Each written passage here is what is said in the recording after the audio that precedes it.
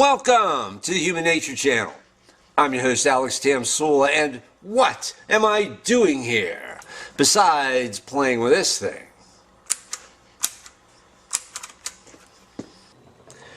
We're going to begin by covering some Las Vegas shooting truth community news. However, it's not the news I thought I was going to be giving.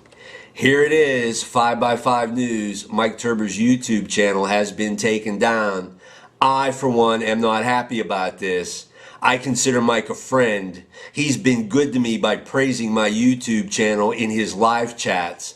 I've gotten subscribers thanks to him. All I can say to the people who seem to have made a concerted effort to silence Mike is, I hope you know this means war. Let me explain how this all came about. When I got home Wednesday, I went to YouTube and saw Mike had 2 new videos in the queue. Both were about this. Somebody had sent Mike information about Paladin. These were residency records. Paladin, or whoever he is, once lived in an apartment building in Marina del Rey, California between 1980 and 2003. To my utter surprise, it turns out we see in other residency records that Stephen Paddock lived in the same apartment building for 6 years, from 1992 to 1998. Mike even shows us an email exchange between himself and Paladin, where he asked Paladin, more or less, if this was true, whether he knew Stephen Paddock back in the day. Paladin was evasive and gave a bunch of non-answers, things like, ask Eric Paddock. Mike said he did, and apparently Eric didn't know anything about it. Still, I thought this was huge news for the Las Vegas shooting truth community. Whoa, Paladin has been holding out on us, or some of us? I was even going to say this was a shift in the balance of power in our community, which has pretty much devolved into the Hatfields and the McCoys.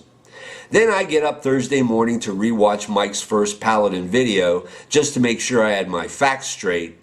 And to my surprise, I saw the message, this account has been terminated because we received multiple third-party claims of copyright infringement regarding material the user posted. This happens a day after I see Mike spilled the beans on Paladin. You're going to have a tough time convincing me there is no connection between Mike exposing Paladin and 5x5 News getting taken down. I have seen this sort of thing before. 3 years ago, Lionel over at Lionel Media had his channel hit with an infringement of copyright claim. Lionel challenged it, successfully I might add, but in the month's time YouTube took to review the claim, Lionel was prohibited from live streaming, and if you know Lionel's channel, live streaming is what he does for the most part. It put a crimp in his cash flow. And Lionel is a lawyer, so he probably had some idea where the line is when it comes to infringement. Lionel in other videos said this was a bogus claim made by somebody who just wanted to screw with him. Now, if somebody is ripping off your material on YouTube, sure, there should be some process in place where you can take steps to stop this from happening. But there is a world of difference between a way for people to protect their content versus weaponizing the copyright claim process to fuck with somebody you don't like. I don't know exactly what happened to Mike's channel because I haven't been in touch with him. I don't know what terminated because of multiple third-party claims even means. Did Mike receive warnings prior to this, like they did in the old days on YouTube? It used to be you got 3 copyright strikes before YouTube brought the curtain down. Well, I guess not anymore. Were these claims made over time and therefore cumulative, or did they all happen on one day? And what exactly did Mike post that infringed on somebody else's copyright? Recording somebody else's live stream and commenting on it? I do a live stream every time I take a piss. This is bottom of the barrel tactics. Mike did news about the Las Vegas shooting truth community, and I wouldn't even know who that idiot Joe Roscoe was if it wasn't for Mike. Not that I'd waste any of my precious time listening to somebody like that. Mike was doing legitimate news and should be protected under the fair use doctrine.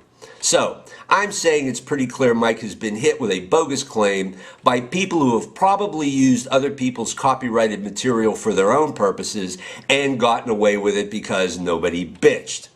When you see all the copyrighted music that gets put in LVS videos that never get taken down, you almost have to laugh. No, what's happened to Mike is the result of dishonest, hypocritical people. I watched a lot of Mike's videos, and other than streaming somebody else's live stream while streaming his own, I can't see where he infringed anywhere. No, the timing is too coincidental. Mike most likely has been taken down by rat bastards not because he stole anybody's material, but because he exposed Paladin for being some kind of a shit. Now, if I know Mike, he's not taking this lying down, and I hope he's going to YouTube to dispute these claims. I found 5x5 News to be an excellent resource for solid information on the Las Vegas shooting, and a serious antidote to all the bullshitters out there, and there's a lot of them. Mike is not a conspiracy theorist. Mike is about things that are tangible, and not about how some blurry photo of a man holding a stick means he has to be a shooter on the ground. Not about how flashing lights in the sky must mean the Saudi Air National Guard is hiring Pakistanis to shoot country western fans from helicopters in Las Vegas because they couldn't assassinate Mohammed bin Salman, who supposedly was in Vegas somewhere. When you put it that way, I still can't believe how stupid it all sounds. What? MBS is at the concert and says to his bodyguard, "Hold my beer"? Get the fuck out of here. Mike Turber made the Las Vegas shooting truth community interesting. He was the closest thing we had to honest-to-God, hard-boiled detective sleuthing. Also, Mike has skin in the game. You have skin in the game when you risk something. He risked his channel on YouTube. The people who dogpiled him with their bogus shit don't have skin in the game. Nobody is going to dogpile their worthless channels because they don't risk anything and didn't have anything valuable to risk in the first place. Mike, I don't know what you're planning when it comes to fighting the anti-free speech assholes, but good luck with it. They just didn't insult you. They insulted everybody who subscribed to you. If they think we're idiots, they've got another thing coming.